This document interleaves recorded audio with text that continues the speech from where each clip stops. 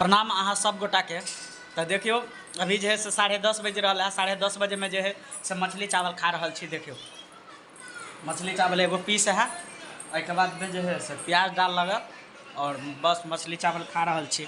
और अहाँ सब बताओ कि मिथिलांचल में माछ मखान और कथी कहे छै और 2-3टा चीज है फेमस। तो वो कौन मछली है? रोहू मछली है। रोहू मछली खा रहा छी।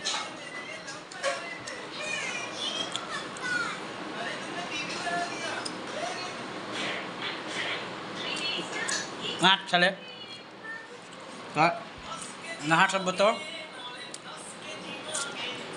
खाली काटे। देखियो हमार कृत का विभाग जो है से मोबाइल देख रहा है। देखियो केना केना कहलिए खाई ला तो कहियो हम नहीं खेबू। अब बताओ केहन धिया पुता सब।